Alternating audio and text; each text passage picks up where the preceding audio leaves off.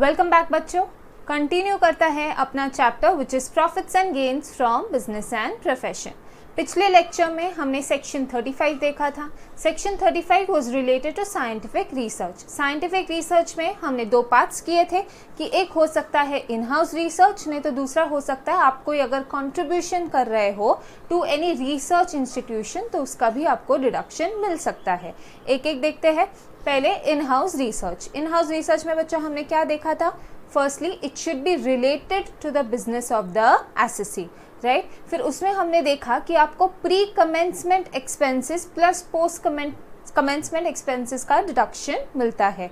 ठीक है, pre commencement expenses बच्चों पिछले 3 सालों का प्री कमेंसमेंट एक्सपेंसेस का आप डिडक्शन ले सकते हो। एंड कितना ले सकते हो? पूरा 100%। उसमें भी रेवेन्यू और कैपिटल एक्सपेंडिचर्स का हमने 2 पार्ट्स किया था।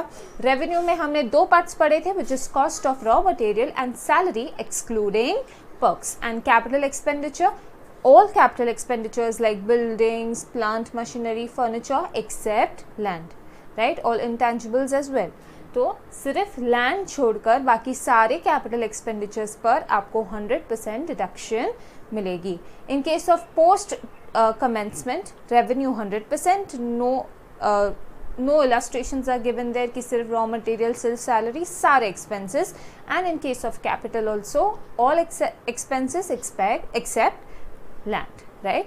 then we had seen if you are a corporate assessee and you are into manufacturing you have a extra benefit provided you are into biotechnology या फिर you are producing an article which is not specified in the 11th schedule। yes, the high luxury items are specified generally in the 11th schedule। and lastly if you are into drugs and pharmaceuticals, अगर ये तीनों चीज़ें satisfy होती है तो आपको 150% of deduction मिलता है of current year expenses। yes, but land and building का यहाँ पर आपको deduction नहीं मिलेगा। अब बात करते हैं कंट्रीब्यूशन की। कंट्रीब्यूशन में हमने 4 पार्ट्स देखे थे, राइट। उसमें हमने 3 पार्ट्स साइंटिफिक रिसर्च में देखा, 1 पार्ट सोशल साइंस में देखा था। साइंटिफिक रिसर्च में 3 things to the universities, associations, institutions 150%, national laboratories, Indian institute of technology, specified university, specified person again 150%। All should be approved, right, they should be approved by the government. इन लोगों ने जो जिनको हम contribute कर रहे हैं उन लोगों ने एक परमिशन लेना होना चाहिए for the approval purpose from commissioner of income tax, principal commissioner of income tax, director general of income tax. ये सारे परमिशंस लेने के बाद ही जब हम उन्हें कंट्रीब्यूशन करेंगे तभी हमें डिडक्शन मिलेगी, right.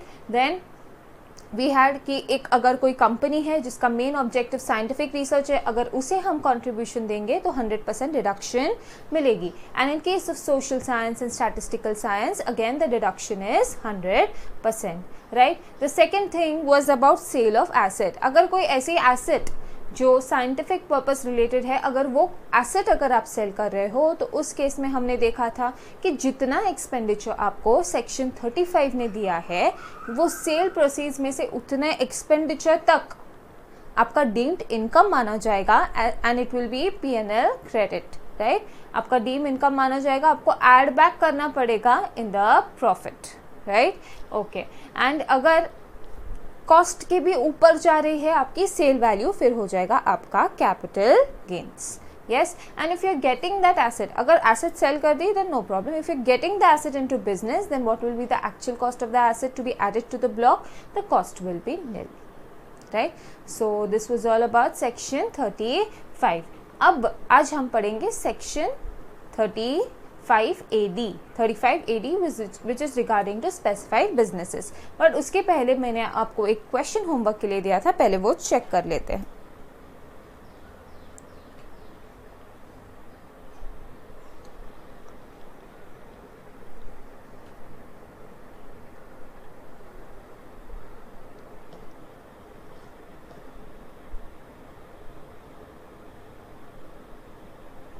yes, so this was the homework question।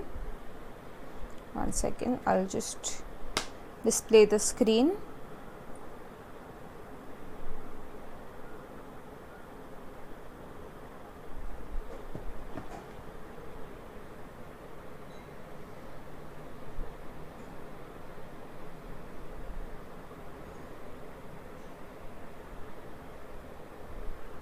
Yes, you can see the screen. Yeah. So that was the homework question. Expenditure. Illustration number 20. Expenditure on scientific research. Vivita Biomedicals Limited is engaged in the business of manufacture of biomedical items. अब manufacturing है, biomedicals है, that's drugs pharmaceuticals से related है, plus biotechnology भी involve है. That means you will get a higher percent of deduction which is 150%, but 150% only of the current year expenditures. Yes, the following expenses were incurred in respect of activities connected with scientific research. 30/12/2017 land. क्या बच्चों land का cost का मिलता है आपको कोई deduction? नहीं, ना ही प्री का मिलता है ना ही पोस्ट का मिलता है. तो capital expenditures in case of land तो मिलने से रहा. Incurred after 1/9/2016 building 25 lakh. 31/3/18 plant machinery 5 lakh, 31/3/19 raw materials 2 lakh 20 and 31/3/20 raw material and salaries 1 lakh 80. The business was commenced on 1/9/2019. इस दिन से बिजनेस शुरू हुआ है, मतलब 1 सितंबर से पहले हम उसे बुलाएंगे प्री कमेंसमेंट पीरियड और 1 सितंबर के बाद हम बुलाएंगे उसे पोस्ट कमेंसमेंट पीरियड. तो अगर आप प्रॉपर्ली टेबल में देखो तो यहाँ तक प्री कमेंसमेंट है, एक्सपेंसेस है, उसके बाद पोस्ट कमेंसमेंट एक्सपेंसेस है. In view of availability of better model plant and machinery, the existing plant and machinery was sold for rupees 8 lakh on 1/3/2020. तो 1 मार्च को एक मशीनरी सोल्ड आउट हो गई है out of this machinery for rupees 8 lakhs, right? Okay, discuss the implications of above for assessment year 2021 along with a brief computation of deduction permissible under section 35. Assuming that necessary conditions have been fulfilled, you are informed that the assessee's line of business is eligible for claiming deduction under section 35 at 150% on eligible items. तो आपको दिया है कि आप deduction 150% से ले सकते हो, राइट? सो ये है हमारा solution, computation of amount of deduction under section 35.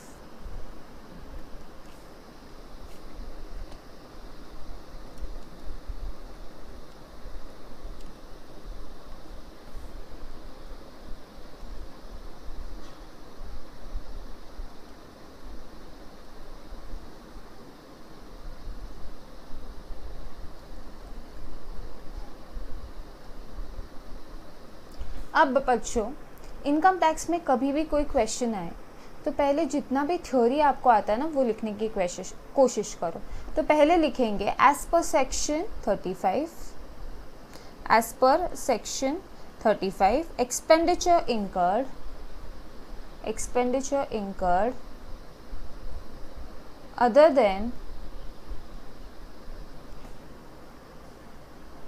on land and building by a company engaged in the business of biotechnology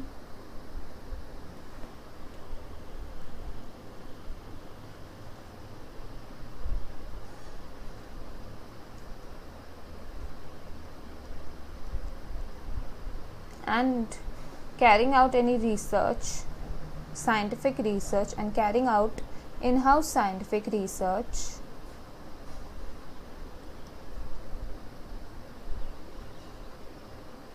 will be eligible for deduction at the rate of 150%.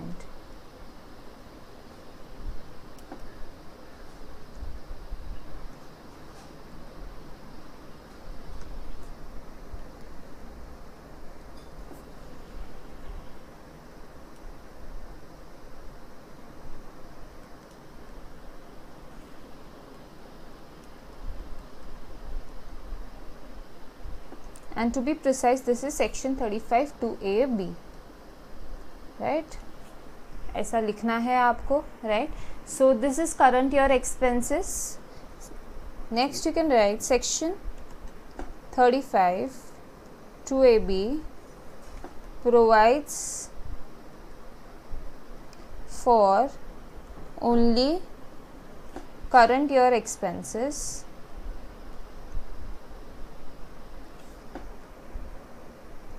Therefore, expenses incurred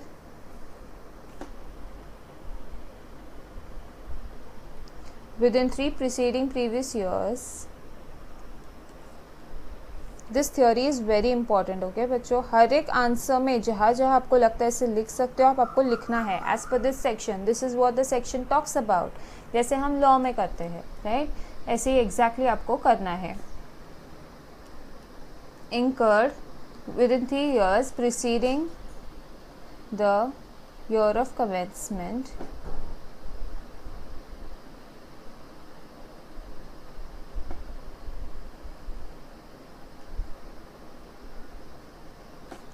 on raw material or salaries paid to employees and capital expenditures and all capital expenditures except land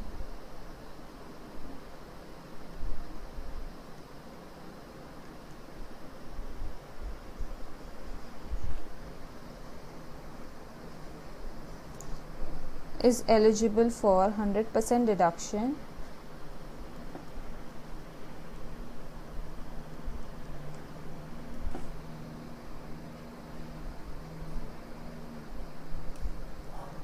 on commencement of business.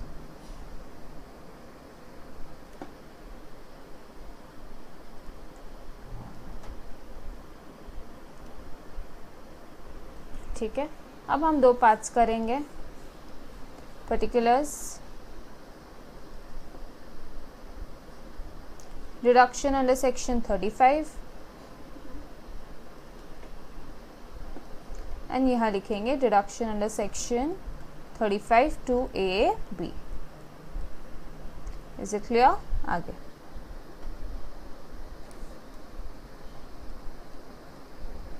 First लिखेंगे percentage of deduction 100%, 150%. पहला जो item है land, क्या उसका cost मिलेगा? नहीं मिलेगा, दोनों तरफ नहीं मिलेगा, ना ही 35 देगा और ना ही 35 टू ए बी देगा, तो ये दोनों तरफ नहीं मिलेगा.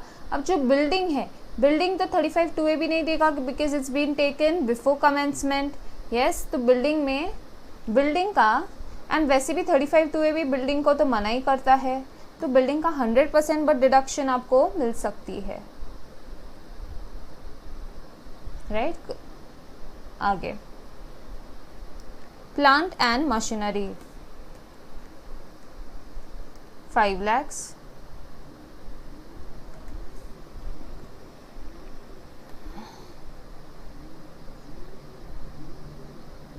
Raw material and salaries. Plant and machinery के बाद रॉ मटेरियल, सॉरी एक है रॉ मटेरियल,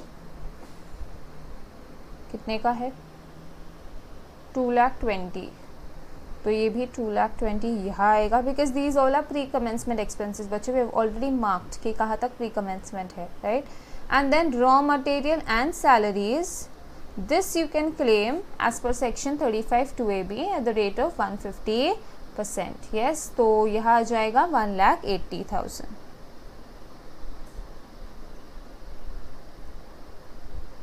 तो टोटल एलिजिबल एक्सपेंडिचर कितना है?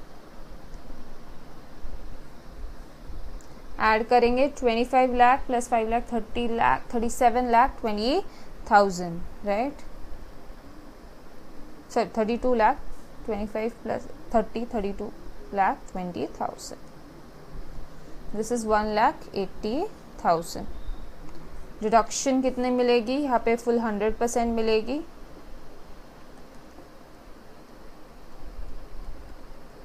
और यहाँ पे 1,80,000 का 150%.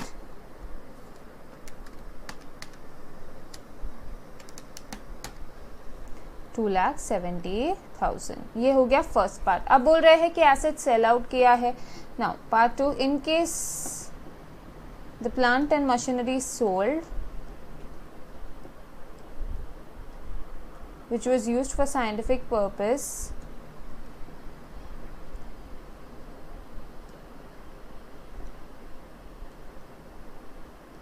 deemed profits will arise.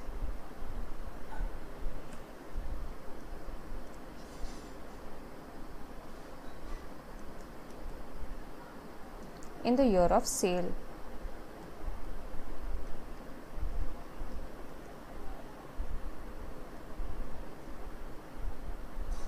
Therefore, taxable amount as per PGBP,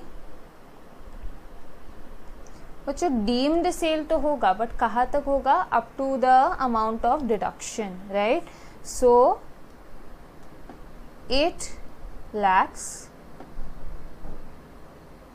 minus 3 lakhs. Why minus 3 lakhs? क्योंकि अप टू 5 lakhs का ही आपको डिडक्शन, आपको अमाउंट टैक्सेबल होगा. तो up to 5 lakhs only it can go to PGBP.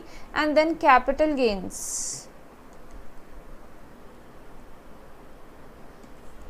will be 8 minus 5 lakhs is equal to 3 lakhs, right. So this should be your answer. अच्छा सम था काफ़ी. such sums you can expect, जहाँ पे थोड़ा theory लिखना पड़ता है, थोड़ा प्रैक्टिकल लिखना पड़ता है. yes, I think probably every sum is going to be of this kind, wherein you'll have to write some theory, some part of theory, and then solve. Only those big sums which come for 16 marks, wherein they give you contents, है ना, कि 1 2 3 4 ऐसे salary में हमने बड़े बड़े sums किए थे, वहाँ जनरली इतना थ्योरी नहीं लिखना पड़ता. बट ये जो कॉन्सेप्ट रिलेटेड, एक सेक्शन रिलेटेड सम आते हैं, वहाँ पे आपको थ्योरी लिखना पड़ेगा. yes, so that is the sum. Please write it this way only. And exam में भी जहाँ पे भी सिर्फ हम सम्स डिस्कस भी करते हैं ना, वहाँ पे भी याद रखो, जहाँ पे भी सेक्शन रिलेटेड सम है, अभी जब तक चैप्टर ख़त्म नहीं होता तो हम सेक्शन रिलेटेड सम्स ही करते हैं. तो सेक्शन रिलेटेड सम में थ्योरी होना इम्पॉर्टेंट है. जो भी आप वो सेक्शन में पढ़ते हो, यू जस्ट पुट इट, मतलब जो भी आपको लगता है सम से रिलेटेड है उसे पुट डाउन करना है पहले तो, and then solve it practically. Amount फिर निकालनी है आपको, न्यूमेरिकल्स बाद में करने हैं, पहले उससे रिलेटेड पूरा थ्योरी आपको लिखना है. Is it clear? All right, now let's start of with a new section which is section 35AD. Now 35AD बच्चों, firstly it is related to specified businesses. मतलब गवर्नमेंट ने एक लिस्ट ऑफ बिजनेस दिया है, कुछ 14 से 15 बिजनेस की list है उसमें, एंड उसमें से अगर कोई एक बिजनेस आप कर रहे हो, मतलब ऐसे ही अगर उन 14 या 15 बिजनेस में से कोई एक बिजनेस कर रहा है, then he will be eligible for deduction under section 35AD. तो रिक्वायरमेंट क्या है कि जो सेक्शन अगर 35AD में अगर आपको कोई डिडक्शन चाहिए, आपको एक्सपेंडिचर्स का अगर कोई डिडक्शन चाहिए एज पर सेक्शन 35AD, तो जो लिस्ट गवर्नमेंट ने दी है बिजनेसेस की, उसमें से आपने कोई बिजनेस करना चाहिए. Is it clear? ओके, तो अब हम लिस्ट पढ़ेंगे, कैसे हमें डिडक्शन मिलेगी. अब बच्चों देखो, रेवेन्यू एक्सपेंडिचर की बात करने की तो ज़रूरत नहीं है, क्योंकि जनरली रेवेन्यू एक्सपेंडिचर्स तो मिल जाते हैं. This section is more of capital expenditure. तो आप जो वो बिजनेस स्टार्ट जब आप करोगे तो you have to spend huge on capital expenditures, right.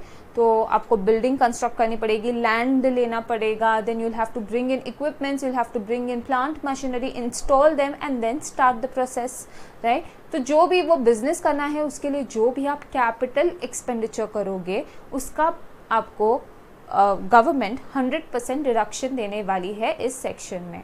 ठीक है, तो काफ़ी इजी सेक्शन है बट इम्पॉर्टेंट भी है. So let's go to the section.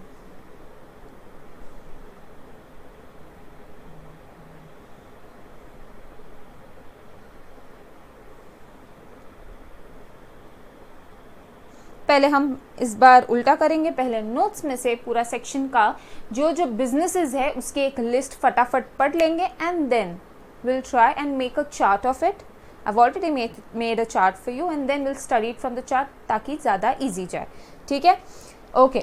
What are the provisions relating to deduction in respect of expenditure incurred on specified business? तो हम क्या पढ़ने वाले हैं? Specified business की list पढ़ने वाले हैं. और name any four specified businesses covered under section 35AD. तो section 35AD है, and state the fiscal incentives available for such businesses, right? ठीक है, चलो. Deduction in respect of expenditure on specified business, section 35AD. Meaning of specified business. अब specified business की list शुरू हो रही है। पहले तो cold chain facilities. Cold chain facilities बच्चों आपने सुना होगा कि there are cold warehouses, बड़े बड़े ऐसे रूम्स होते हैं जो पूरा रेफ्रिजरेटर काइंड ऑफ रूम होता है, जिसमें सारा कुछ may be your agricultural produce store किया जाता है, या फिर मीट जो होता है वो स्टोर किया जाता है, poultry items are stored there, pisciculture मतलब fishes are stored there, floriculture related things like flowers are stored there. So ये सारी चीज़ें कोल्ड स्टोरेज में रखते हैं ताकि वो जल्दी पेरिश ना हो, ठीक है। तो ये ऐसा बिजनेस है जो कोई अगर एसएससी कोल्ड स्टोरेज बना रहा है या उसे ऑपरेट कर रहा है, या उसे ऑपरेट कर रहा है फॉर स्पेसिफाइड प्रोडक्ट्स। अब स्पेसिफाइड प्रोडक्ट्स का लिस्ट हम नीचे देखेंगे। They are generally agriculture produce, animal husbandry produce, ये सारी पोल्ट्री प्रोड्यूस, ये सारी चीज़ें वहाँ स्टोर होती है। So first is cold chain facilities. If you are setting up and operating cold chain facilities for specified products if its operations are commenced on और after 1/4/2009। तो अगर आप एसएससी हो और आप cold chain facility setup and operate करने वाले हो, तो गवर्नमेंट आपको उससे रिलेटेड जो भी आप कैपिटल एक्सपेंडिचर्स करोगे उसका फुल 100% डिडक्शन देगी। ऑलराइट, रेवेन्यू तो वैसे ही मिलता है, आपको कैपिटल एक्सपेंडिचर्स का फुल डिडक्शन मिलेगा। Alright, next warehousing facilities. Warehousing facilities godowns, in short godowns में जो आप वीट स्टोरेज होता है जिसको कोल्ड स्टोरेज फैसिलिटीज़ नहीं लगती है, तो it's kind of storage related only, again your agriculture produce. So warehousing facilities for agriculture produce. तो again if you are setting up and operating warehousing facilities for storing agriculture produce if its operations are commenced on और after 1/4/2009। तो पहला है cold chain, then we have studied warehousing facilities. Next hospitals.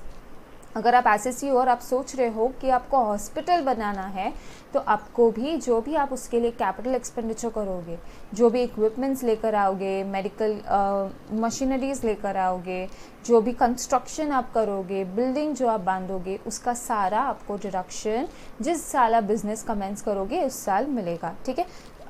Hospital, कोई भी hospital नहीं चलेगा, आपको minimum 100 beds वाला हॉस्पिटल बनाना है। Let's read, building and operating anywhere in India hospital with at least 100 beds. तो मिनिमम कितने बेड्स होने चाहिए? 100 beds for patients if its operations are commenced on और आफ्टर 1/4/2010, ठीक है। Next housing projects. Housing projects, developing and building a housing project under a notified scheme for affordable housing framed by the central government or a state government as the case may be and notified by the CBDT in the behalf in accordance with the guidelines as may be prescribed if its operations are commenced on or after 1/4/2011। अगर कोई government ने scheme बनाई है of affordable housing scheme and you are one of those people who are starting off the scheme or starting the project, the housing project, then you will get the deduction. So housing projects.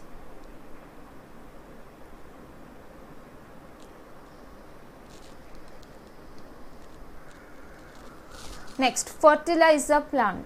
Fertiliser plant we all know, fertilizer manufacture करने के लिए अगर आप कोई plant कर रहे हो, production of fertiliser करना चाहते हो, तो भी आपको जितना भी न्यू प्लांट इंस्टॉल करोगे, न्यू मशीनरी लाओगे, उसका फुल डिडक्शन आपको मिलेगी।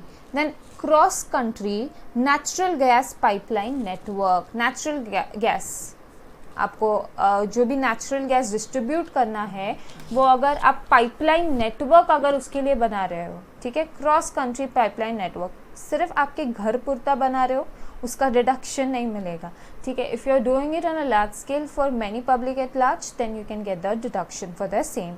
Laying and operating a cross country natural gas pipeline network for distribution including storage facilities being an integral part of such network. तो जब नहीं चाहिए उसमें स्टोरेज भी पॉसिबल होना चाहिए if its operations are commenced after 1/4/2007।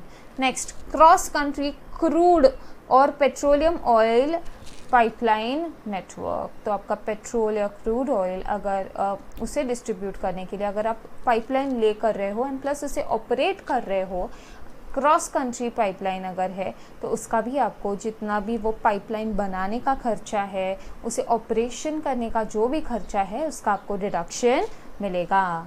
Next, hotel. अगर आप होटल बनाने की सोच रहे हो, ठीक है, generally it's a dream of everybody, they want to build their own hotel या फिर एक कैफ़े तो अपना होना चाहिए, right? So if you are planning to build a hotel, then government will definitely give you all जितना भी आप कैपिटल एक्सपेंडिचर करोगे खर्चा उस पर, उसका फुल आपको डिडक्शन मिलेगा, प्रोवाइडेड यू आर मेकिंग एक ढंग का होटल, ठीक है? तो ढंग का होटल मतलब the hotel should be 2 star and above. 2 star and above का कैटेगरी का अगर आपका होटल है, 2 star, 3 star, 5 star, 7 star, 9 star वाले अगर आप होटल्स बना रहे हो तो ही आपको डिडक्शन मिलेगी, ठीक है? तो अगर आप होटल बिल्ड कर रहे हो या फिर ऑपरेट कर रहे हो anywhere in India, very important, it should be in India. बाहर बनाओगे गवर्नमेंट को क्या मिलेगा? इंडिया में बनाओ, right? So a hotel of 2 star और अबव, ये जनरली टूरिस्ट पर्पस के लिए, जब टूरिस्ट लोग आएंगे they'll stay in your hotels and you can get good money, you can pay good taxes, right? So or above category as classified by central government if its operations are commenced on or after the 1/4/2010। बच्चों अब तक तो आपको government का motive समझ गया होगा, right? They are trying to promote such kind of businesses जो दैट विल जो उनके फेवर में है, जो कंट्री के फेवर में है। अगर आप ऐसा कोई बिजनेस पिकअप कर रहे हो, ऐसा कोई बिजनेस लाइन पिकअप कर रहे हो, तो गवर्नमेंट आपको ज़्यादा इंसेंटिव्स दे रही है, right? So when a particular person knows कि इस बिजनेस में ज़्यादा इंसेंटिव्स है, then people will get motivated to choose that kind of business. अब सपोज एग्जाम्पल लेते हैं, कोई 5 स्टार होटल है, मे बी लो मेरिडियन, अगर ऐसा कोई होटल है, तो अगर फर्स्ट ईयर में अब उन्होंने इतना अगर बड़ा होटल जनरली बिल्ड किया है तो उसके लिए काफ़ी सारा कैपिटल एक्सपेंडिचर हुआ होगा, the construction expenditures, then every room का जो भी असेट्स होते हैं वो सारा डालने के लिए, या जितने भी पूरा होटल बनाने के लिए काफ़ी सारा कैपिटल एक्सपेंडिचर होता है, राइट?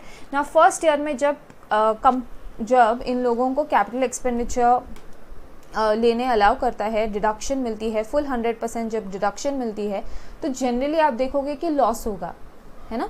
बिजनेस में लॉस होगा क्योंकि there are huge capital investments. तो पहले 5-6 सालों तक तो लॉस में ही दिखेगा आपका प्रॉफिट एंड लॉस स्टेटमेंट, मतलब जो भी टैक्स रिलेटेड P&L स्टेटमेंट है। अब जनरली तो अकाउंट्स में तो आपको डेप्रीसिएशन मिलता है, कैपिटल एक्सपेंडिचर जितना भी करोगे उतना उतना थोड़ा थोड़ा पार्ट का डेप्रीसिएशन डेबिट करते जाओगे, तो मे बी अकाउंट्स में आपको प्रॉफिट दिखे, but tax related income tax में आपको लॉस ही दिखेगा, मतलब इन शॉर्ट टैक्सेस नहीं पे करने पड़ेंगे। सो गवर्नमेंट का ऐसा मानना है कि अगर हम ऐसे करेंगे तो पहले 5-6 साल तक तो इनको कोई टैक्सेस भरना नहीं आएगा, और वैसे भी कोई भी बिजनेस सेटअप करने को, like this kind of business, hotels, hospitals, इनको थोड़ा टाइम लगता है सेटअप होने के लिए, right? So once they are set up properly, once they are in the position to pay their taxes, then उसके बाद से they can start paying the taxes. Like पहले 8 साल, पहले 7 साल तक तो उनका लॉस दिखेगा because there are heavy capital expenditures in year 1 only, तो वही लॉस कैरी फॉरवर्ड होते रहेगा, है ना? तो अगर प्रॉफिट भी हो रहा है then it's still the capital expenditure is going to surpass it. तो मे बी उनका गवर्नमेंट का मानना है कि 7-8 सालों में कंपनी होटल या जो भी एसएससी है जो ऐसे टाइप का बिजनेस कर रहा है, उनका क्वाइट रिकवर हो जाएगा amount, and then they can start paying the taxes, right? So after 8 years or maybe 7 to 8 years, they'll start earning good profits and they can start paying the taxes. Yes, so that's the motive generally. Now slum redevelopment housing project, तो जो generally slum areas होते हैं उनके लिए जब घर बांधने के लिए गवर्नमेंट प्रोजेक्ट बनाती है, तो if you as an assessee choose to build such housing projects, pick up such housing projects as a business line, new business आप ऐसे कोई स्टार्ट करना चाहते हो, then you can get the deduction. Developing and building a housing project under a scheme for slum redevelopment of rehabilitation framed by central government or state government as the case may be and notified by the CPDT in accordance with prescribed guidelines if its operations are commenced on or after 1/4/2010। तो generally ये housing schemes जो भी आप देखोगे, ऊपर भी जो हमने हाउसिंग स्कीम देखी एंड अभी भी जो स्लम रीडेवलपमेंट हाउसिंग प्रोजेक्ट है, they are generally government affiliated. तो ये गवर्नमेंट एक स्कीम स्टार्ट करेगा and then people can builders जो है they can come up and put their proposals in and then government will choose from it, right. Then ICD and CFS. ICDs and CFS का meaning है, पहले तो ICDs Inland Container Depot and CFS is your Container Freight Station. अब ये क्या होता है? Generally ये कस्टम पोर्ट्स होता है. कस्टम पोर्ट यानी जहाँ पर जब भी दूसरे कंट्री से कोई गुड्स इंडिया में आ रहे हैं देन इट इज़ कंपलसरी कि वो पर्टिकुलर कस्टम पोर्ट पर ही वो गुड्स आए, उससे रिलेटेड कस्टम्स ड्यूटी क्लियर किया जाए and then those goods the importer can pick up those goods and take it. Till the time the custom duties are not paid, the importer cannot take the goods, right. तो वो जो port जहाँ पर सारे जहाँ से भी कहीं भी कोई भी वर्ल्ड वाइड से कहीं भी बाहर देश से कोई भी गुड्स इंडिया में आ रहे हैं तो इट इज़ कंपलसरी कि वो प्रॉपर कस्टम पोर्ट्स पर ही आए. अगर वो कस्टम पोर्ट्स पे नहीं आते तो इट्स प्योर स्मगलिंग, ठीक है. कस्टम पोर्ट्स पर अगर वो गुड्स जहाँ पर कस्टम ऑफिसर्स होते हैं चेक करने के लिए, वहाँ अगर गुड्स आप नहीं लेकर आते हो वाया शिप तो then generally it's smuggling, right. तो कस्टम पोर्ट्स पर लाने के बाद कभी कभी इम्पोर्टर टाइम पे नहीं आता है या maybe the importer doesn't come to take the delivery, then that port doesn't have enough space to store those items. तो उसके लिए इनलैंड कंटेनर डिपोट्स या फिर कंटेनर फ्रेट स्टेशंस बनाए जाते हैं जहाँ ये गुड्स टेम्परेली स्टोर किए जाते हैं जब तक इम्पोर्टर आकर वो गुड्स लेकर नहीं जाता, right. So that's the meaning of inland container depot or a container freight station. उसके जो भी charges होते हैं rental charges then they are recovered from the importer. तो अगर आप ऐसे कोई business में, अब generally आपको अगर ये देखना है तो आपने अगर कोई South Indian movies देखा होगा then generally fighting scenes take place wherein those big compartments are placed, you know, and उसके बीच में से कलरफुल कंपार्टमेंट्स होता है, उसके बीच में फाइटिंग चला होता है. Generally it's near the port area, ship area के आसपास ही होता है, पानी होता है, वहाँ शिप्स होते हैं and then these inland container depots are placed close by to these ports only, right. So there in those movies you can see those inland container depots और कंटेनर फ्रेट स्टेशंस. सो अगर आप ऐसे कोई अगर आप इसे बिल्डअप करना चाहते हो, सेटअप करना चाहते हो, इसका ऑपरेशंस अगर आप देख रहे हो तो गवर्नमेंट आपको बिल्कुल डिडक्शन देगी of all the capital expenditures, right. Next, beekeeping and production of honey and bee wax. Simple, अगर आप बी कीपिंग कर रहे हो या फिर हनी प्रोड्यूस कर रहे हो या बी वैक्स बना रहे हो then deduction you will definitely get. Warehousing facilities for sugar.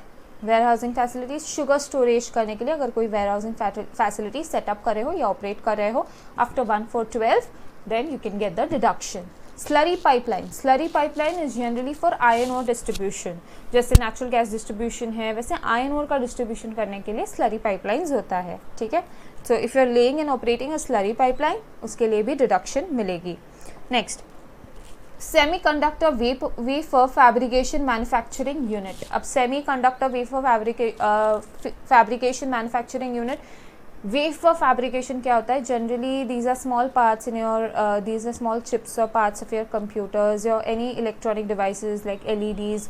तो इनमें वो पार्ट्स होते हैं something electronics related only.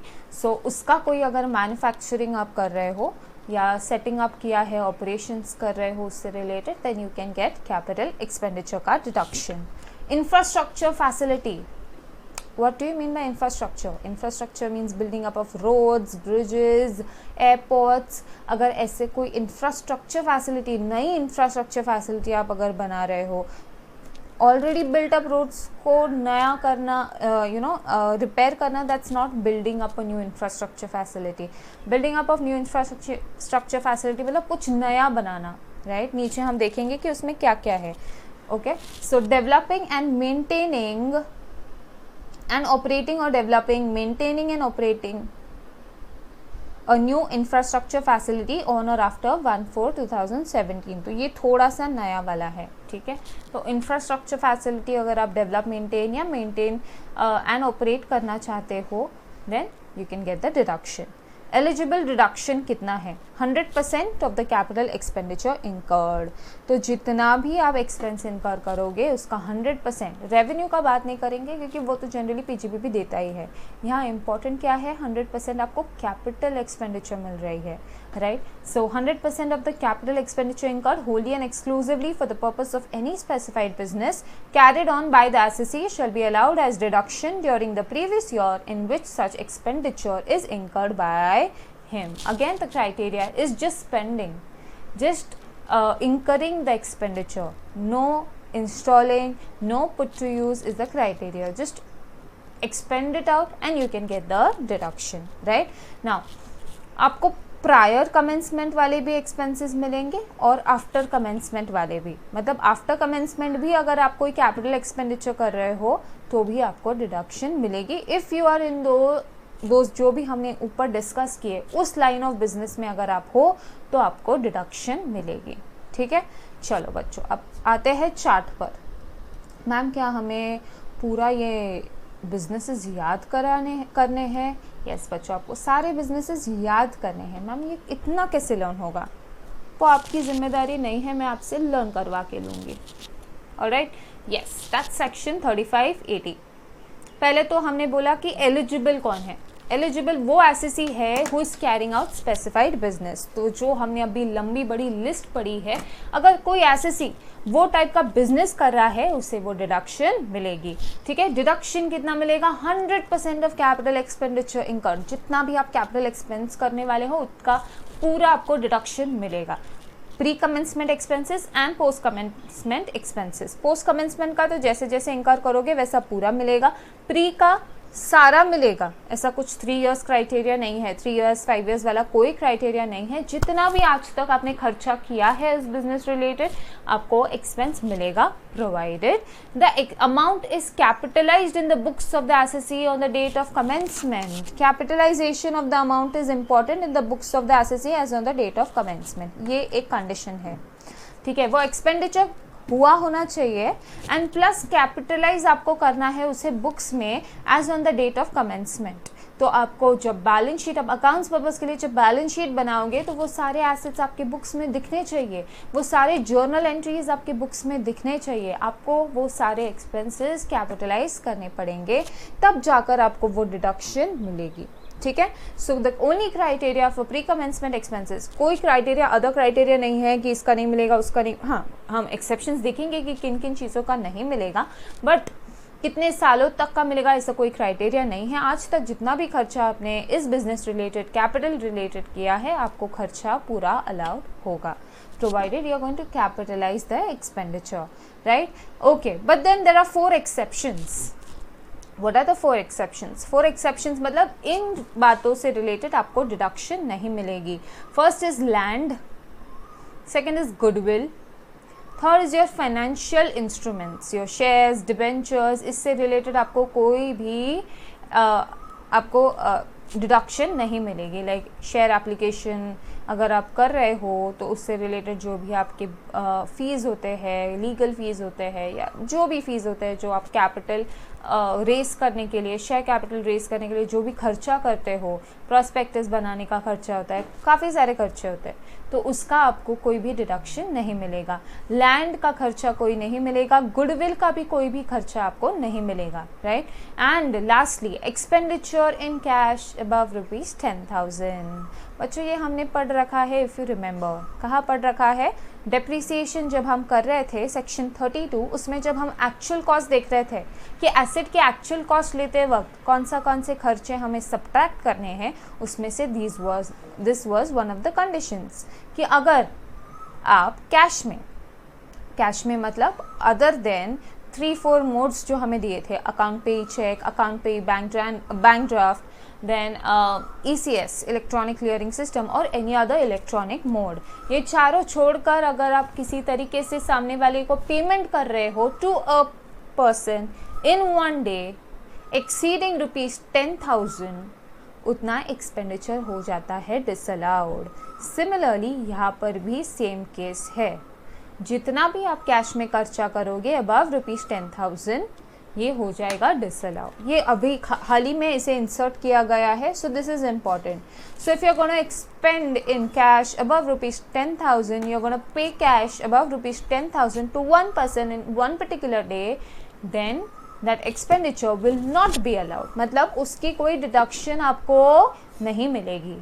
So what are the 4 exceptions? One is land, the other is goodwill, the other is financial instrument and expenditure in cash above rupees 10,000.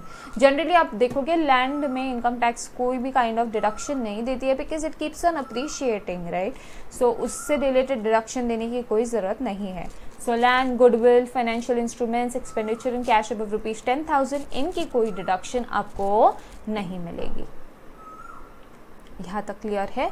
Yes. सो हमने ऊपर से क्या पढ़ा? एलिजिबल एसएससी कौन होगा? जो स्पेसिफाइड बिजनेस करेगा। Deduction कितनी मिलेगी? 100% डिडक्शन मिलेगी। किन बातों की? कैपिटल एक्सपेंडिचर्स की। प्री कमेंसमेंट सारा provided, it is capitalized in the books, and post commencement also all the expenses. No deduction for land, goodwill, financial instruments and expenditure in cash above rupees 10,000, right. अब आते हैं हम list of 15 specified businesses. बच्चों now इतना 15 businesses याद करना थोड़ा मुश्किल हो जाता है, so I try to make it more interesting. This is how I had done it during my times, ठीक है।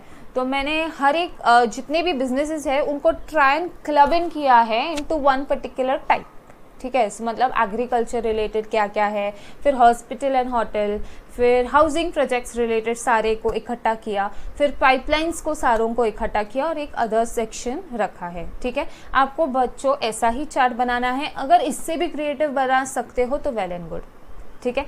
जिसका भी इससे भी क्रिएटिव अगर बना है please DM me so that I can consider it for my आगे के lectures. I can record it that way if you have a better version of this, right. So let's start and you all can definitely try more better versions, ठीक है। पहला मैंने उसे divide किया है into agriculture, and you can C a honey be here. yes, so this plant, please don't judge me with my drawing, but yeah, look at the main thing, don't go for the drawing part, okay। ठीक है, तो पहला is agriculture related, ठीक है। तो agriculture में I've drawn a leaf or whatever you want to draw, you can draw a tree or anything which is green, okay। So agriculture, and this like kind of looks like a honeybee, so that's the honeybee, ठीक है। अब agriculture में बच्चों हमने, अगर आप list देखोगे उसमें है एक वेयर हाउसिंग फैसिलिटी है, फिर warehousing facility for sugar है, फिर कोल्ड चेन फैसिलिटीज है, कोल्ड चेन काय झालं, cold chain facility, why is it not writing, 1 second,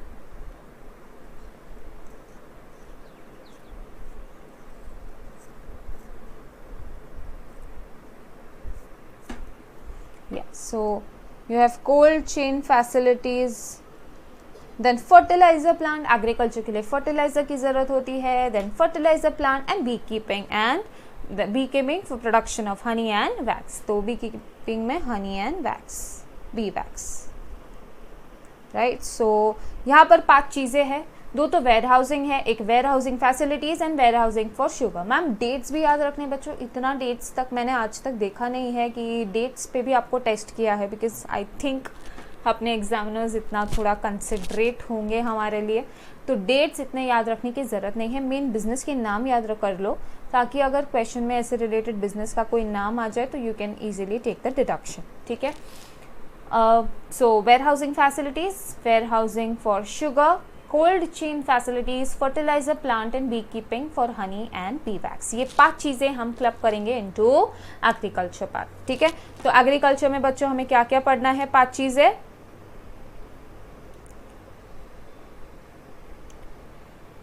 zoom in थोड़ा सा, या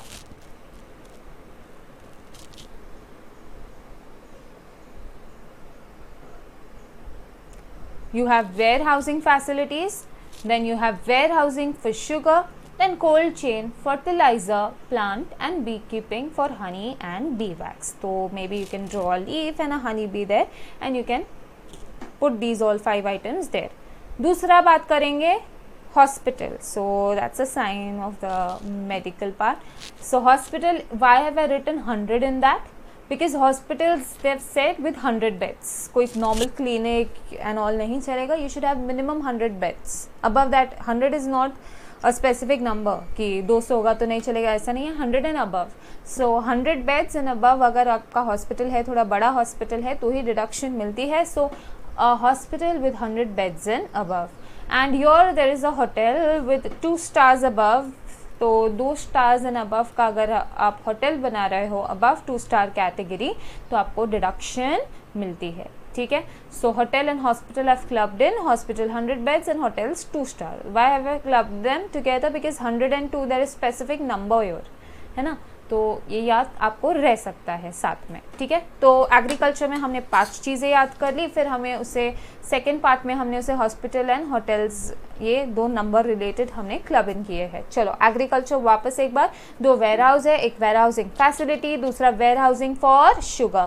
third is cold chain facilities. Then you have beekeeping for honey and bee wax and a fertilizer plant. ये 5 चीज़ें हैं. 2 warehouse, एक cold chain, fertilizer and beekeeping and bee wax. Right. Beekeeping अगर वो drawing बना लोगे तो आराम से याद आ जाएगा. Next I have made a township. Township that means generally area, एक town kind of होता है जहाँ पे proper housing होता है. Then you have all the infrastructure facilities also. You have proper roads there and all inside that township only. Amanora township, if you have seen that, right? So I have drawn a township. Okay. So in case of township, you have 3 things. One is housing project of government scheme से related वाला. दूसरा is slum redevelopment housing project. And तीसरा it's infrastructure facilities. So infrastructure facilities, your roads, airports and all that, right? So housing projects, government schemes, slum redevelopment housing project and infrastructure facilities. So घर related 2 है. एक normal housing project, normal housing affordable projects, right? Affordable scheme, housing affordable scheme project. Then slum redevelopment housing project, slum area के लिए अगर कुछ कर रहे हो, that housing project. And infrastructure facilities. Yes. Once again, agriculture 5 points, warehousing for sugar, then cold chain, fertilizer, beekeeping. Then you have your 2 numbers related. One is 100 beds of hospital and 2-star hotel above category.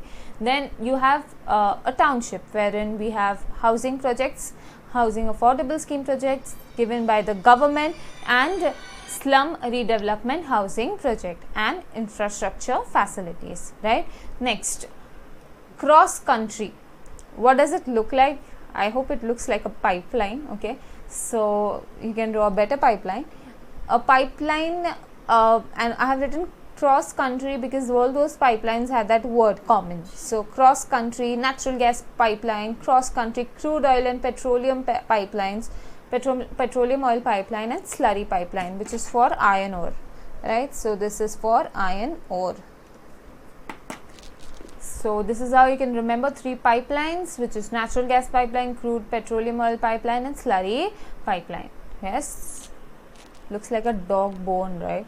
Okay, so others में you have ICD and CFS, and last is semiconductor wafer fabrication manufacturing unit. अब इसके लिए कोई drawing I couldn't think of, so I've just clubbed it into others. ICD and CFS, that is inland container depots and container freight stations, and semiconductor wafer fabrication manufacturing unit.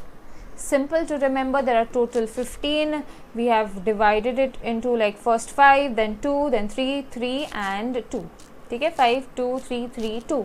5 में we have agriculture related, then you have your hospital and hotels, then you have housing project, then you have pipelines related, and then others. चलो फटाफट एक बार सारा कुछ कर लेते हैं, पीछे से जाएंगे.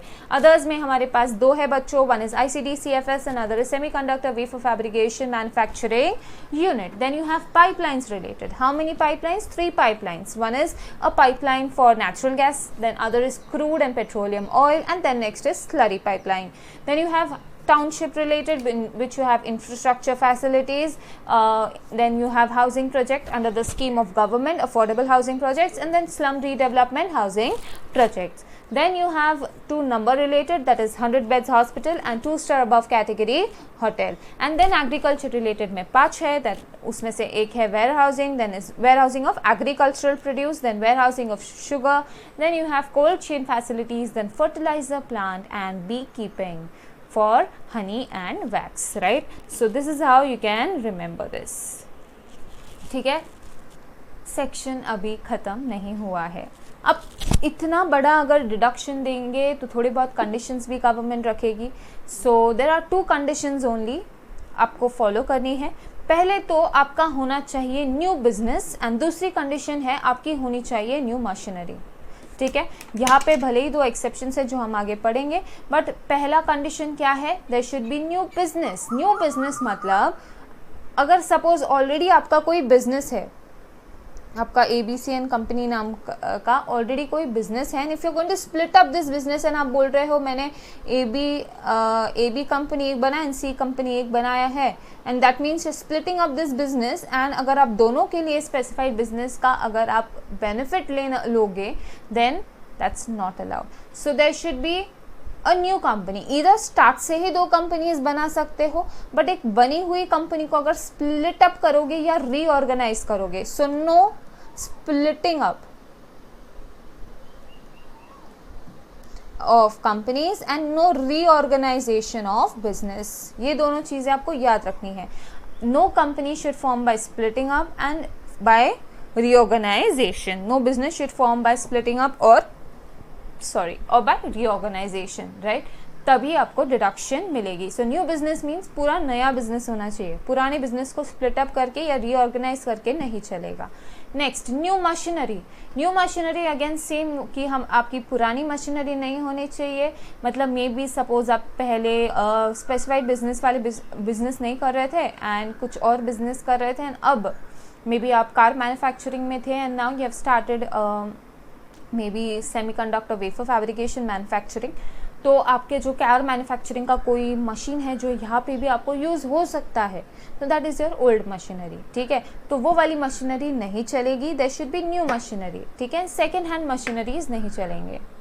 ठीक है, यहाँ पे जो 2 एक्सेप्शंस है वो ये है कि सेकेंड हैंड मशीनरी अगर इम्पोर्टेड है, सेकेंड हैंड मशीनरी अगर इम्पोर्टेड है तो चलेगा. मतलब किसी ने कोई दूसरे कंट्री में उस मशीन को यूज़ किया है ना, अपने यहाँ वो इंपोर्ट करके आप यूज़ करने वाले हो उस मशीनरी को, फिर चलेगा. So second hand machinery if it's imported no problem. And if the old machinery, if your old machinery is less than और equal to 20% of all the machineries. मतलब टोटल जितनी भी मशीनरी आपके पास है उसमें से सिर्फ अगर 20% पुरानी मशीनरी है, बाकी सारी नई मशीनरी है, तो कोई प्रॉब्लम नहीं, हम उसका डिडक्शन डिसअलाउ नहीं करेंगे. मतलब बात बच्चों वो पर्टिकुलर एसेट की नहीं हो रही है, बात पूरे बिजनेस को डिडक्शन देना है या नहीं उसकी बात हो रही है. तो सपोज आपकी 30% भी अगर ओल्ड मशीनरी हो रही है तो आपको पूरे बिजनेस के लिए कोई डिडक्शन नहीं मिलेगी. तो ये कंडीशंस, जो 2 कंडीशंस है, that is for the whole specified business, not for a particular asset. Please remember that. So new business that's तो obviously for the whole business, and new machinery, new machinery एक particular machinery नहीं देखेंगे हम. अगर 20% से ज़्यादा अगर old machinery आपके पास है out of the all machinery, तो एक भी डिडक्शन नहीं मिलेगी आपको स्पेसिफाइड बिजनेस के सेक्शन 35 के AD के अंदर. Is it clear? And second hand machinery अगर आपकी है एंड वो अगर इम्पोर्टेड है तो हम उसे न्यू मशीनरी ही मानेंगे.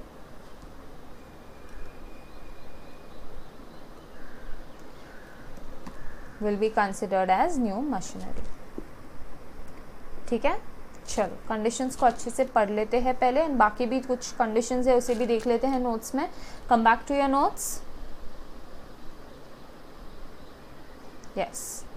So let's go on reading जहाँ से we had stopped. Yeah. One second.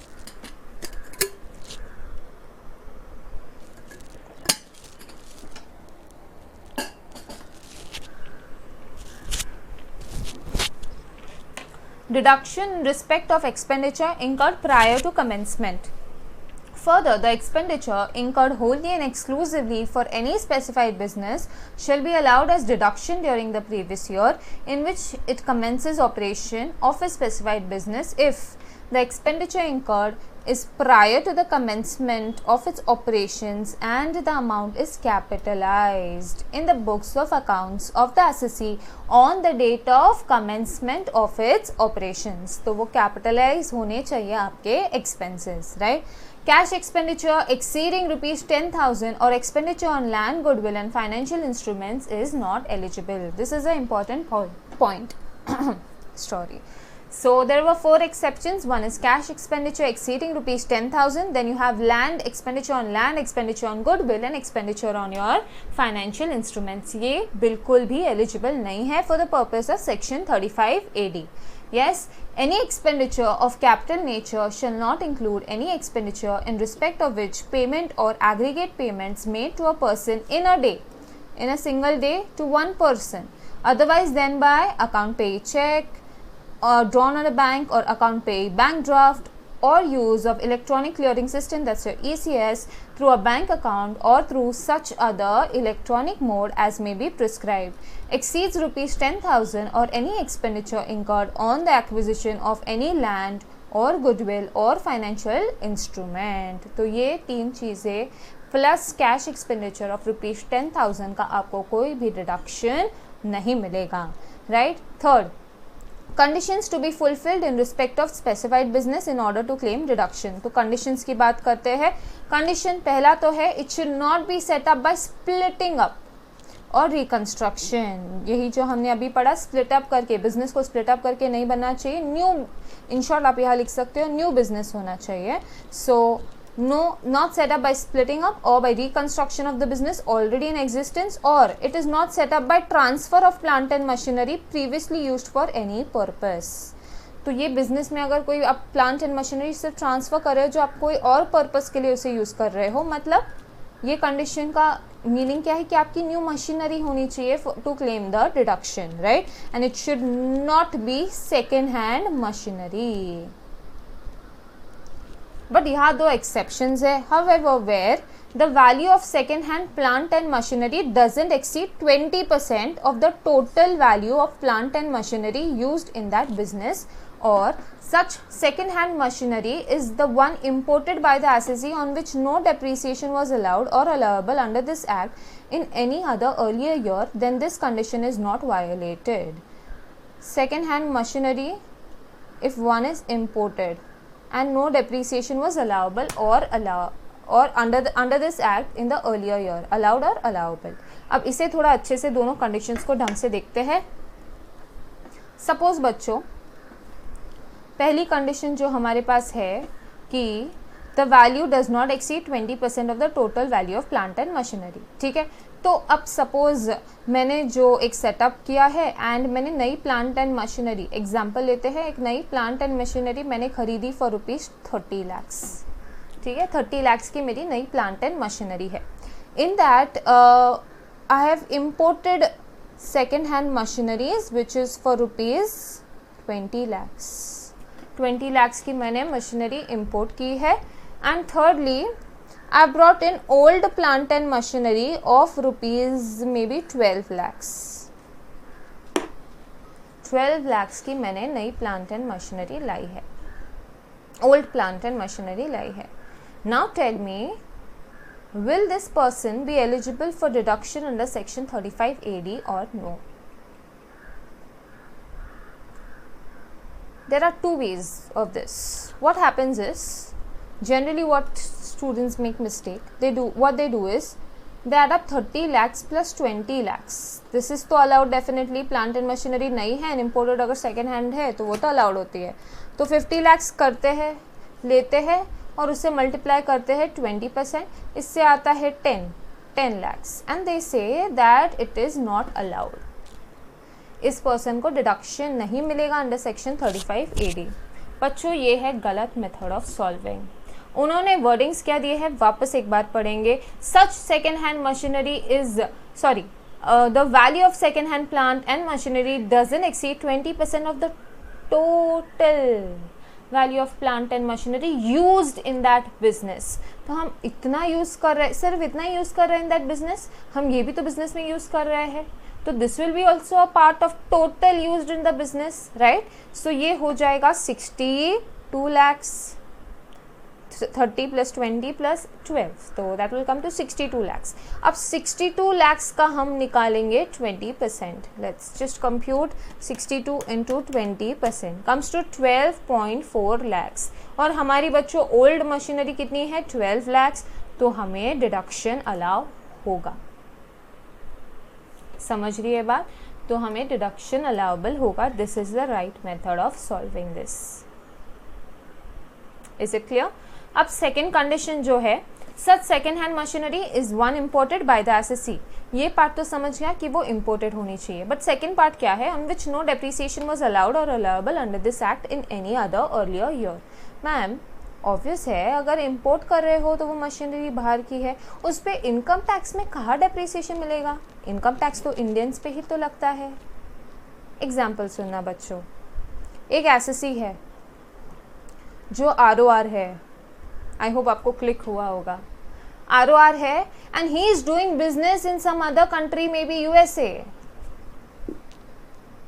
अब ROR है तो ROR की ग्लोबल इनकम इज टैक्सेबल, बराबर है ना। ROR की global income is taxable. Residential status में हमने ये पढ़ा है कि ROR की इनकम ग्लोबल इनकम टैक्सेबल होती है। अब सपोज ये एसएससी ने USA में जो बिजनेस किया है उसमें वो एक मशीनरी यूज कर रहा था, ठीक है। अब वो मे बी USA का बिजनेस कुछ चला नहीं चला, बट USA के जितने भी 5-6 साल तक बिजनेस चला है, उसने रिटर्न्स फाइल इंडिया में किए हैं, उस पर इनकम टैक्स भरा है, उसे इनकम टैक्स भरना पड़ेगा, राइट, बिकॉज इज ROR, उसका ग्लोबल इनकम टैक्सेबल होगा। तो इस बिजनेस से USA में जो भी उसने बिजनेस सेटअप किया है, उससे उसको जितने भी पैसे मिलेंगे, जितना भी profits and gains from business and profession होगा, that will be taxable in India. तो ऑब्वियसली अगर PGBP टैक्सेबल होगा तो उस पर तो डेप्रिसिएशन आएगा ना, ठीक है। तो ये मशीनरी पे उसने डेप्रिसिएशन क्लेम कर रखी है। अब सीन क्या हो रहा है कि this same SSC starts up a specified business in India, he picks up one of those business said in the list and he starts a specified business in India. Now he says कि वैसे भी imported second hand machinery तो लाना allowed है, तो why not ये जो USA की मशीनरी है, I'm going to close down this business वैसे भी, तो I can transfer this machinery out here. Second hand machinery imported अगर है तो चलेगा, बट जो सेकेंड लाइंस है वो वायलेट हो जाएंगे। कि डेप्रीसिएशन का कोई भी आपको डिडक्शन नहीं लेना है इनकम टैक्स उस एसेट का। तो अब इस एसेट का तो हमने डेप्रीसिएशन ले रखा है इनकम टैक्स में, तो अब अगर ये एसेट हम स्पेसिफाइड बिजनेस के लिए लाएंगे तो वो हमें नहीं चलेगा, राइट। तो स्पेसिफाइड बिजनेस के लिए न्यू मशीनरी होनी चाहिए, उस पर्टिकुलर एसेट का आपको कोई भी डिडक्शन नहीं मिलेगा। Is it clear? Yes. Now next condition, आपको ये एसेट कम से कम 8 सालों तक आपके पास रखनी है। मतलब 8 सालों तक आपको ये एसेट को बेचना नहीं है। जो भी एसेट का आपने डिडक्शन लिया है अंडर सेक्शन 35 AD, उस एसेट को आपको बेचना नहीं है। अगर 8 साल के पहले अगर आपने उस एसेट को बेचा तो बच्चों हम सबको उसके कॉन्सिक्वेंसेस पता है। क्या होते हैं बच्चों उसके consequences? That income becomes taxable under PGBP, उसका डीम्ड इनकम माना जाएगा अंडर PGBP। तो अगर वो एसेट सेल कर दिया तो आपकी जो डिडक्शन है वो हो जाएगी reverse, similar like section 35, right. तो 8 सालों तक आपको ये एसेट नहीं बेचनी। अगर उसके पहले अगर आपने एसेट बेच दी तो आपको रिवर्सल ऑफ इनकम होगा, right? Any asset in respect of which a deduction is claimed and allowed under the section shall be used for the specified business for a period of 8 years. 8 years beginning with the previous year in which such asset is acquired or constructed. तो जिस साल वो asset acquire किया उसके अगले 8 साल तक आपको वो एसेट यूज़ करनी पड़ेगी। उसके पहले अगर आपने बेच दिया तो जितना भी डिडक्शन आपको मिला है वो हो जाएगा reverse. Simple. Now asset use for purpose other than specified business, ये एक पार्ट हो गया। अगर सेल कर दी तो वो डीम इनकम मानी जाएगी। अगर सेल नहीं की and if you are going to use it for some other purpose and not for your specified business, अपने एसेट स्पेसिफाइड बिजनेस के लिए दी थी, उसकी वजह से गवर्नमेंट ने आपको डिडक्शन दी है। एंड अगर आप धोखा कर रहे हो गवर्नमेंट के साथ and if you are not using it for specified business, तो क्या होगा? Where any asset in respect of which a deduction is claimed and allowed under this section is used for a purpose other than specified business during the period of 8 years, 8 साल के बाद there is a lock-in period, तो in short lock-in period of 8 years, 8 साल तक कोई problem नहीं है। 8 साल तक आपको बंधे हुए रहना है उस एसेट के साथ, उसके बाद कुछ भी करो कोई प्रॉब्लम नहीं है।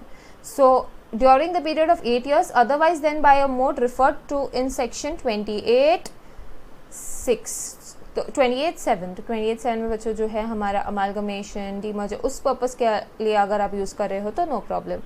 The total amount of deduction so claimed and allowed in 1 or more previous years as reduced by the amount of depreciation allowable in accordance with the provisions of section 32 as if no deduction under the section was allowed shall be deemed to be income of the assessee chargeable under the head profits and gains of business or profession of the previous year in which asset is used।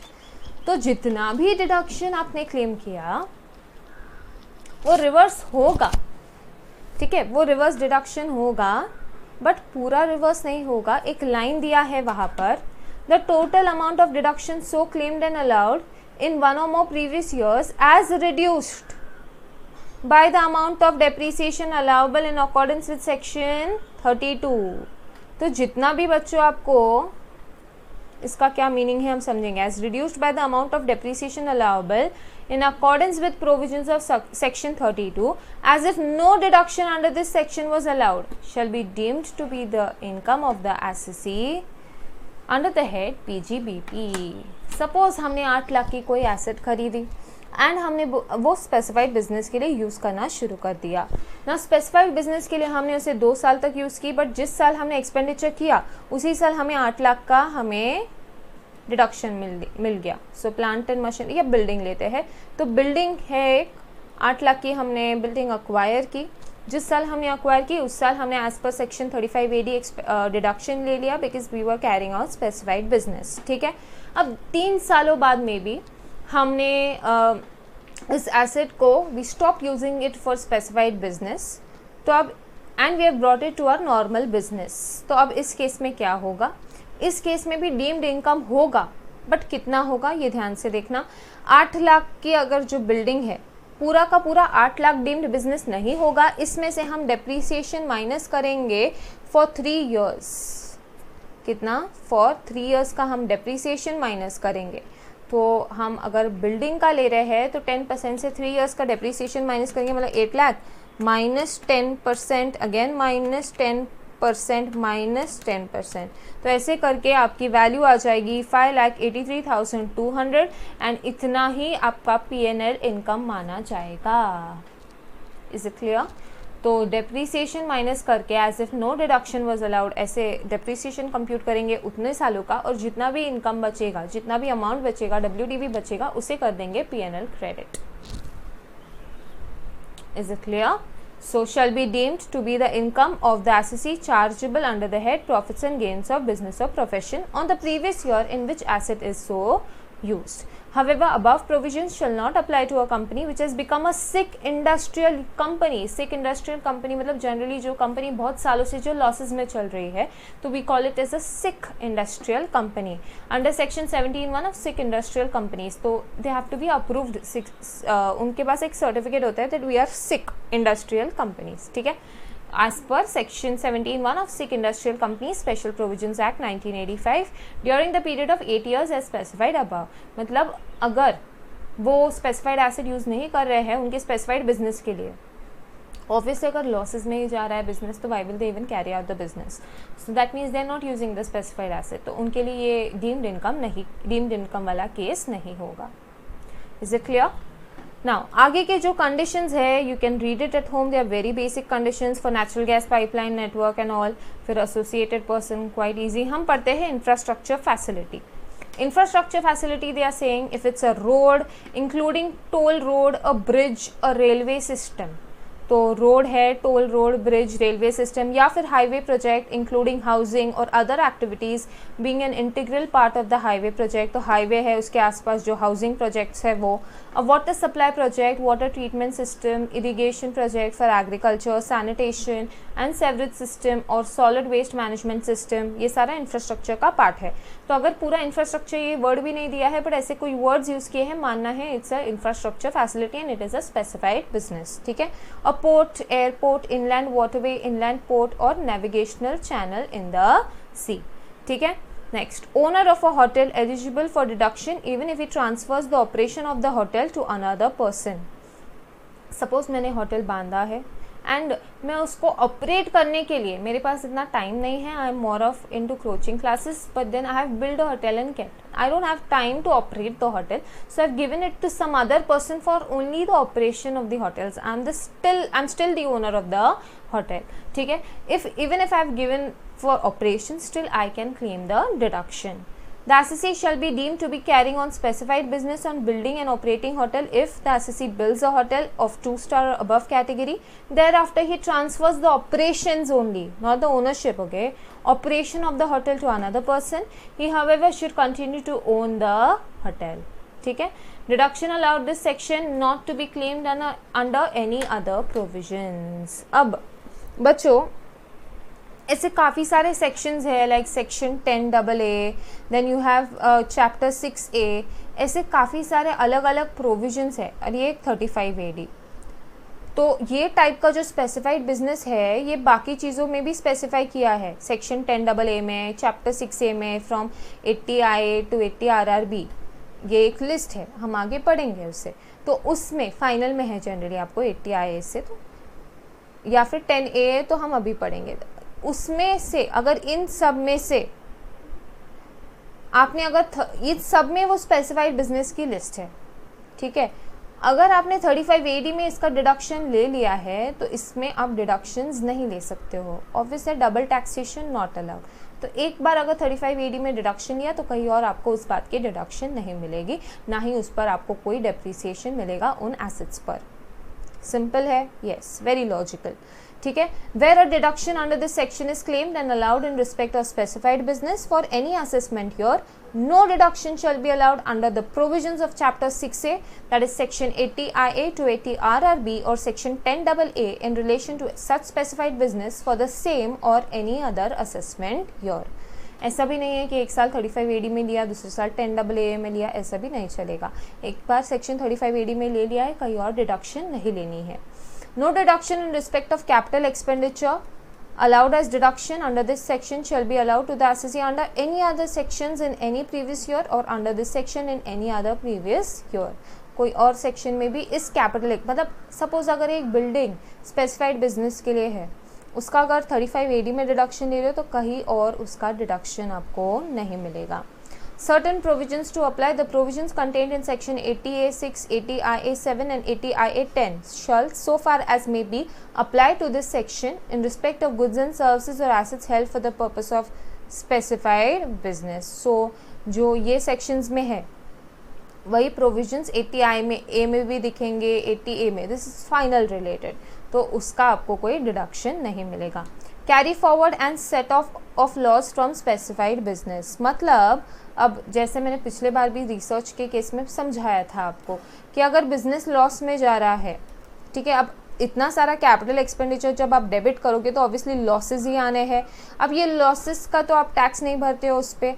And क्या होता है, जिस साल से आपको profit होना शुरू होता है, पीएनएल में जब प्रॉफिट दिखना शुरू होता है तो ये लॉस का आप सेट ऑफ ले सकते हो, एंड उसके बाद जितना प्रॉफिट बचता है उस पर ही आपको इनकम टैक्स भरना पड़ता है ना। सो इसे बोलते हैं set of and carry forward of losses, जिस पे हमारा एक पूरा चैप्टर है। तो अभी सिर्फ याद रखो कि 35 AD वाला का जो बिजनेस है, ये जो लॉसेस आप जो कैरी फॉरवर्ड कर सकते हो ताकि आगे जाके आप उसको प्रॉफिट्स के खिलाफ, प्रॉफिट्स के अगेंस्ट उसका सेट ऑफ ले सको, that can be for indefinite period. Generally बाकी सब तरफ 8 years 4 years ऐसे होता है, यहाँ पर इट इज़ इनडेफिनाइट पीरियड। कितने भी सालों तक आप ये जो एक्सपेंडिचर है लॉस, इससे जो लॉस कैरी फॉरवर्ड होगा, that can be for indefinite period. Is it clear? Next, meaning of cold chain facility. It means a chain of facilities for storage and transportation of agricultural and forest produce, meat and meat products, poultry, marine and dairy products, products of horticulture, floriculture and apiculture, and processed food items under scientifically controlled conditions, including refrigeration and other facilities necessary for preservation, so that these perishable items don't get spoiled. So preservation is important of such produce. ठीक है, this is all basic, है ना? They've just given a description of it, of the specified business. They won't test you on this. ठीक है, चलो, now we have to solve the sum. ठीक है, जिसका already solution है, but then still we'll try and solve this. ठीक है, deduction of expenditure on specified business under section 35 AD. Wynn Limited commenced the business of operating a 3-star hotel in Tirupati on 1/4/2019. Cost of land acquired in June 2017. क्या बच्चों इसका deduction मिलेगा? नहीं, land goodwill financial instrument का नहीं मिलता। Cost of construction of hotel building financial year 18-19, financial year 19-20, दोनों का मिलेगा, डेफिनेटली मिलेगा, 100% मिलेगा। But out of expenditure rupees 150 lakh, rupees 1,50,000 is paid in cash to the contractor on 10/9/19 and 50,000 is paid on cash of paid in cash on 15th Jan. This is be on 15 Jan 2020 and balance through account pay check. बच्चों क्या होगा, इन 150 लाख में से क्या करोगे? 2 lakh minus कर दोगे, ये 150 और ये 50,000 माइनस कर दोगे, because it is payment in cash to a specified person in a specified day exceeding rupees 10,000, है ना। तो इसका डिडक्शन आपको भले ही मिलेगा बट पूरे अमाउंट पर नहीं मिलेगा। आपको कितनी डिडक्शन मिलेगी? Up to rupees 150 minus 2 lakhs which is 148 lakhs। Yes, आगे ये 30 lakhs का भी मिलेगा, इसका नहीं मिलेगा। सो 150 अभी तक कितना हुआ है? 148 प्लस 30 का आया है 178, है ना। आगे plant and machinery all new acquired during the financial year 30 lakhs, क्या उसका मिलेगा? यस मिलेगा। सो प्लस 30 करेंगे, 178 में 30 भी मिलेगा। आगे all the above expenditures were capitalised in the books of company. Criteria complete हो रही है, कंडीशन है कि कैपिटलाइज होना चाहिए, हो रहा है, ठीक है। अगर ये नहीं दे लाइन और आपको लगता है, आप अजम्पशन लिख सकते हो, ऑब्वियसली अजम्पशन लिख के सॉल्व करना है, ऐसा बोल के नहीं चलेगा। No, we assume that the expenditures are not capitalized in the books of accounts and therefore we can not carry on the sum forward, no deduction.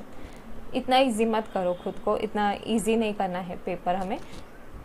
They expect you to take the deduction, but just write an assumption. We are assuming that the expenditures were capitalized in the books of the accounts as on the date of commencement. ठीक है। Net profit before depreciation for financial year 1920 rupees 80 lakhs. अब उन्होंने net profit दिया है बच्चों। अगर section 29 आपको अगर याद है तो हम हमेशा start करते हैं with net profit given. Net profit as per P&L is 80 lakhs. अब हमारे जो जो डिडक्शंस है, कैपिटल डिडक्शंस, उन्हें स्टार्ट करते हैं सब्ट्रैक्ट करना।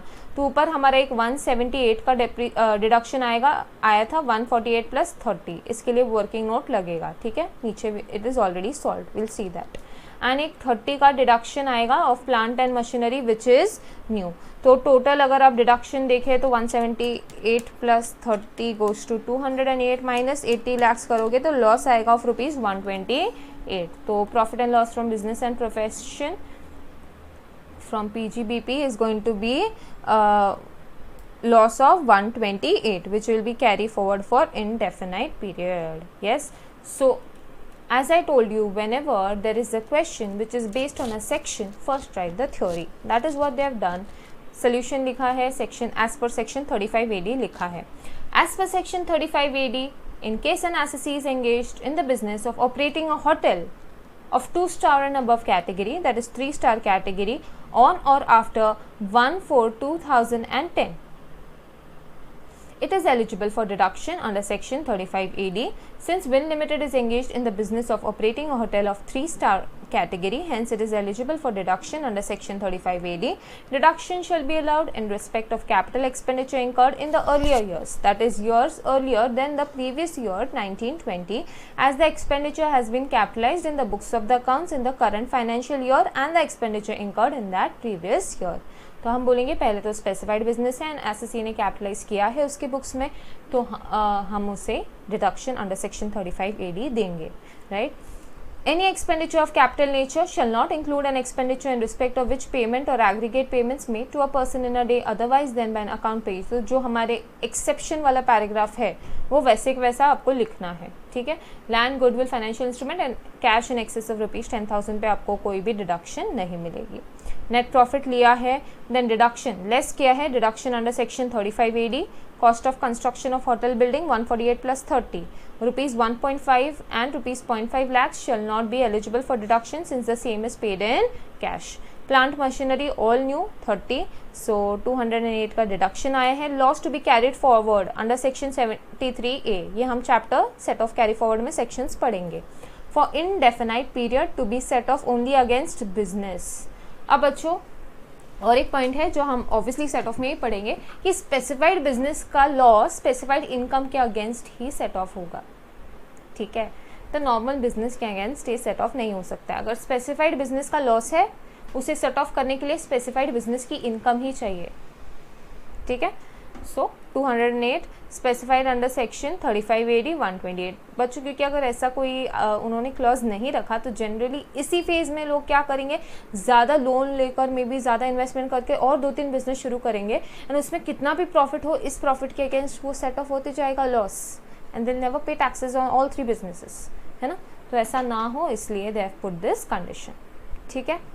और एक सम है, you know what to do about this, it's a homework. यहाँ हमारा सेक्शन 35 AD होता है ख़त्म, ठीक है। उसके पहले let's just revise it once. Okay, section 35 AD हमने पहले तो देखा कि एलिजिबल कौन है। एलिजिबल एसएससी वो है जो स्पेसिफाइड बिजनेस कर रहा है। स्पेसिफाइड बिजनेस अगर आप नहीं कर रहे हो तो नो डिडक्शन, ठीक है। दूसरा हमने कंडीशन देखा कि डिडक्शन आपको 100% मिलेगी only of the capital expenditures pre commencement, post commencement as well. Revenue की बात नहीं है क्योंकि पीएनएल वैसे तो रेवेन्यू एक्सपेंडिचर्स आपको ऑलरेडी दे रहा है, ठीक है। कैपिटल एक्सपेंडिचर्स भी कैसे 100% मिलेगा, प्री कमेंसमेंट के भी, पोस्ट कमेंसमेंट की भी। सिर्फ एक कंडीशन क्या है, in case of pre commencement all the expenses should be capitalized in the books of the SSC as on the date of commencement.